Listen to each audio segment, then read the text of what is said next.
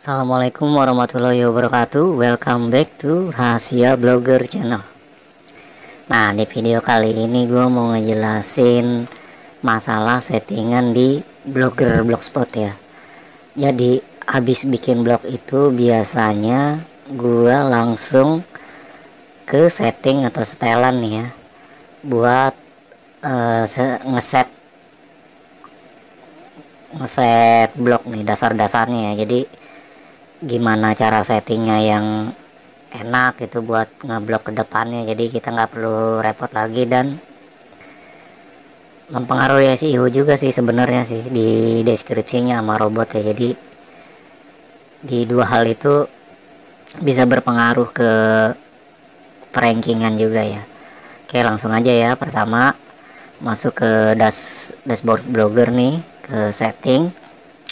Di sini ada beberapa menu ya, bakal gue jelasin satu-satu. Pertama, judul ini yang pertama kali kita buat ya.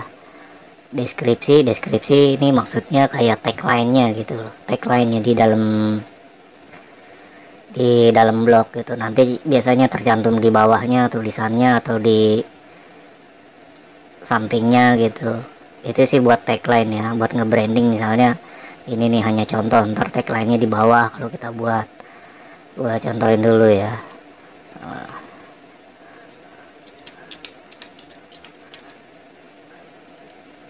Misalnya contohnya gini. Nah tuh kayak tagline ini ya, bagus juga sih ini buat nge-branding, apalagi buat perusahaan-perusahaan. Biasanya dia punya tagline atau moto utamanya ditaruh di sini. Bebas sih, ini mau pakai mau nggak bebas. Kalau gue sih jarang make. Bahasa blog ini tergantung bahasa blog teman-teman ya. Misalnya pakai artikel-artikel bahasa Inggris bisa diganti ke Inggris, kalau bahasa Indonesia ya cukup Indonesia gitu. Atau mungkin lo bikin blog bahasa Uganda mungkin pakai bahasa Uganda ya. Ini gua ambil contoh yang Indonesia aja ya. Nah, terus selanjutnya konten khusus dewasa. Konten khusus dewasa ini kalau dinyalain nanti kita dapat warning setiap masuk. Tuh, misalnya gue kasih contoh nih, gue hidupin ya. Kalau saran gue, kalau buat blog yang umum aja ini jangan dihidupin nih. Kita contoh nih, nanti dapat warning tuh, kontennya sensitif. Jadi ini penting banget buat nyaring kalau emang teman-teman bikin blog khusus dewasa ya, atau pembacanya kalangan 18 plus. Selanjutnya ID Google Property Analytics ini tinggal dimasukin ininya ya, apa UA berapa gitu. Kalau teman-teman udah daftarin Analytics sebelumnya, tinggal masukin kodenya aja, kode propertinya di Google Analytics. Favicon ini loh yang di atas ini nih. Tuh. Kan kalau defaultnya blogger lambangnya begini, teman-teman bisa bikin tuh kurang dari 100 kilobyte. Yang penting logonya kotak ya, bujur sangkar gitu, kotak, jadi panjang kali lebarnya sama kalau mau buat favicon. Privacy dapat diakses mesin telusur. Nah ini kalau kita nonaktif, blog kita nggak bakalan keindeks sama Google nih ya. Cuma kalau misalnya teman-teman mau ke indeks ya ini diaktifin gitu.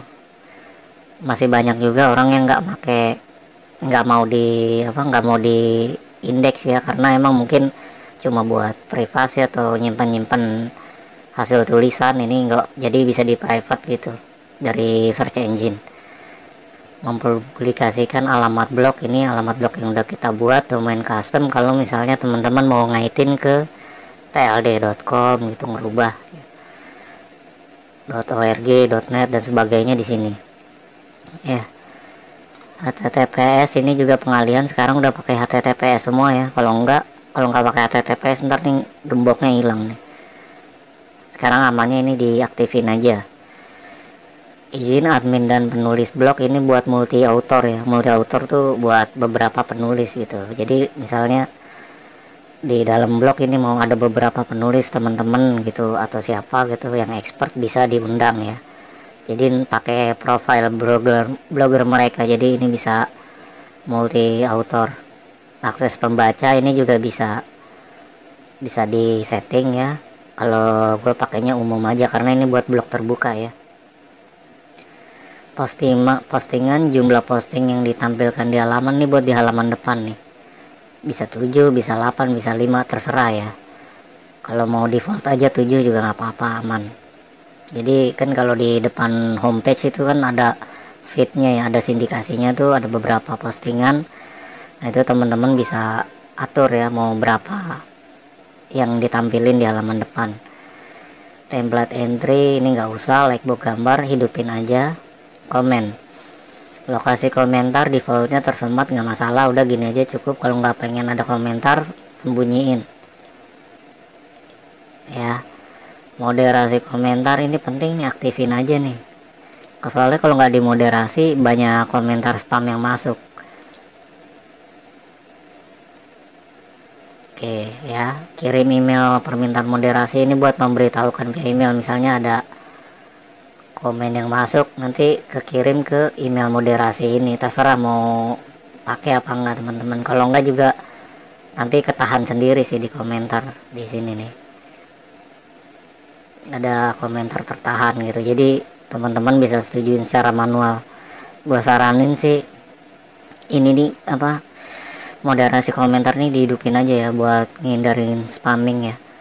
Captcha juga hidupin aja buat ngindarin spamming gitu. Jadi setiap ada yang komentar si komentar nih perlu ngisi captcha dulu. Pesan formulir komentar ini di bawah kolom komentar, misalnya jangan nyepam ya.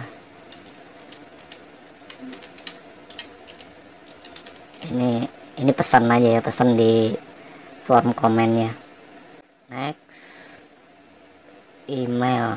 Ini postingan menggunakan email nih bisa ya, jadi teman-teman bisa posting pakai lewat email gitu. Jadi nulis di email, ngirim langsung auto post di sini. Tapi gue jarang pakai karena emang udah enakan pakai di blogernya aja postingnya. Ini sama udah default aja ini email. Format waktu, nah ini lumayan penting nih. Zona waktu bisa diganti ya ke, terserah nih. Kalau misalnya blok bule pakai Amerika aja ya, terserah nih waktu-waktu Amerika. Kalau misalnya pakai blok-blok Indonesia bikin aja Jakarta, Ctrl F. Kalau mau nyari banyak banget, nah kita pakai Jakarta ya. Waktu Indonesia Barat terserah nih, ada Indonesia Barat atau Pontianak. Simpan.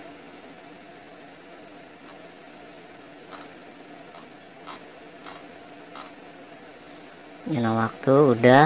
Format tanggal ini buat di atas postingan bisa, ini terserah ya mau yang formatnya gimana.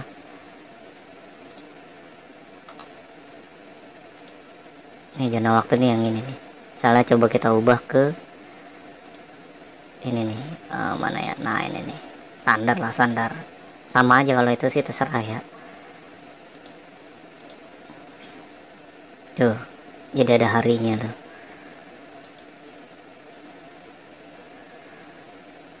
Tag meta, oh ya ini belum nih, ini sama ya tadi ya, format stempel waktu terserah, teman-teman bisa customize sendiri. Ini buat yang komen nih, kalau mau komen tampilannya mau tanggalnya aja apa gimana, terserah. Kalau saya biar default aja, samain aja kalau nggak main atas. Tag meta, nah ini penting nih, yang penting buat SEO nih. Aktifkan deskripsi penelusuran, ini dihidupin ya, soalnya defaultnya dia gini nih, mati. Kalau bisa dihidupin nih. Nah selanjutnya kalau udah dihidupin, kita tulis deskripsi penelusuran. Deskripsi penelusuran ini nanti yang bakal kelihatan di search engine. Jadi teman-teman perlu ngisi dulu 150 karakter termasuk spasi, titik, koma. Deskripsi ini usahakan mengandung keyword block ya, maksudnya gini deh gampangnya deh. Ini kan hanya contoh nih judul saya, jadi kalau bisa bikin deskripsinya ada hanya contoh bla bla bla bla, adalah blog yang mengulas ABCD pokoknya 150 karakter nih. Dan lagi kalau deskripsi ini nggak diaktifin, maka di kolom postingan nggak akan muncul nih deskripsinya. Di misalnya kita ini nih deskripsi penelusuran nggak muncul, jadi tiap post ini bisa kita custom deskripsinya bagaimana. Ini penting nih, diaktifin aja. Oke, kita balik ke settingan lagi ya, deskripsi penelusuran tadi. Sekarang di error dan pengalihan, ini buat postingan yang nggak ketemu, jadi kita bisa custom kata-katanya ya. 404 misalnya, saya kasih contoh nih, permaling yang nggak ada ya.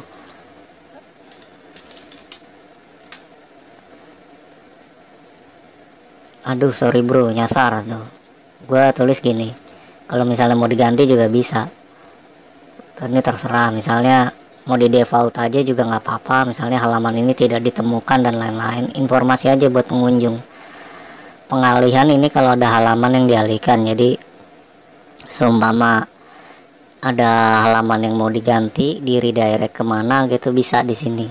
Salah satu halaman teman-teman ada yang gue pengen ganti permalingnya atau apa, nanti jadi tinggal ditambahkan dari mana aslinya, pengen diubah kemana. Jadi setiap orang yang akses ke halaman misalnya 123 bakal pindah ke 345, search engine juga nanti bakal ngedetect yang ini nih. Ini terserah mau permanen apa temporer. Kalau kayak gini ntar 302 jadinya temporer atau sementara, kalau begini 301 nih. Kalau mau teman-teman bikin redirect permanen, dihidupin dan nanti search engine bakal indeks yang baru gitu.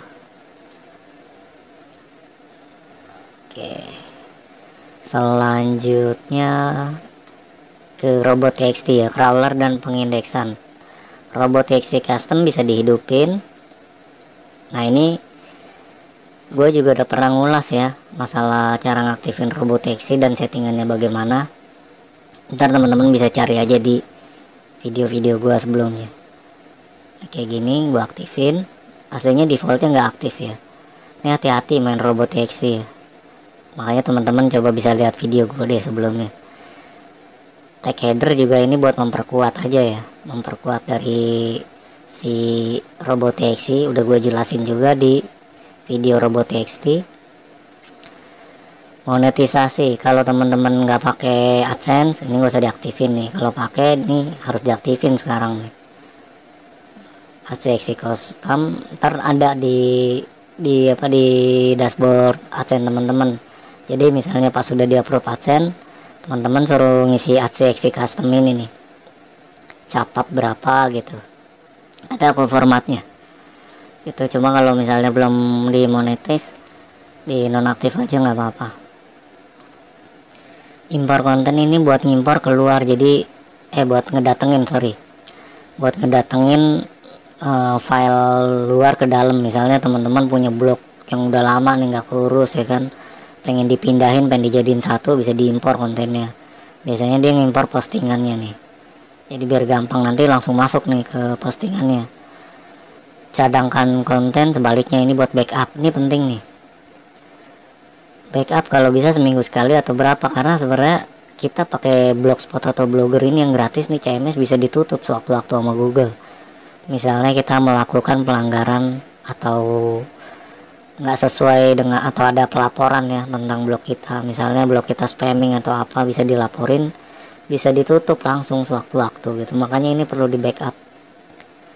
Video dari blog ini, kalau ada video-video di blog kita ya bisa dikelola di sini.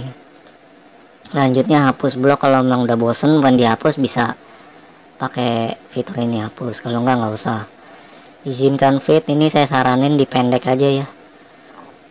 Kalau di penuh biasanya suka di AGC sama orang, di AGC itu diambil feed kita, jadi ini nanti masuk ke feed burner nih feed kita.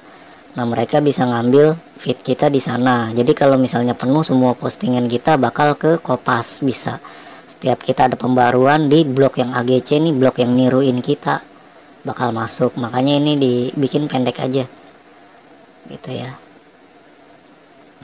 Ini udah pendek, ini nggak usah, ini default aja, nggak usah. Umum gunakan draft blogger atau enggak di default aja. Profil penggunanya bisa teman-teman setting sendiri ya. Nanti kalau misalnya diaktifin, dia bakal masuk ke author box ya. Misalnya kita ambil contoh deh, perkenalkan diri Anda. Nih, kita tulis di sini. Umpamanya gitu ya, kita save. Nanti bakal nongol kalau kita aktifin widgetnya ya. Coba kita lihat. Tuh, saya blogger yang tadi ya. Ini bisa teman-teman bisa tambahin foto, nambahinnya caranya di sana tadi ya. Kalau misalnya nggak mau diisi, ini mau dihilangin juga nggak apa-apa. Oke, segitu aja video gua kali ini. Kalau ada yang kurang jelas jangan lupa tanya di komen. Dan lagi subscribe, like, share video ini. Assalamualaikum warahmatullahi wabarakatuh.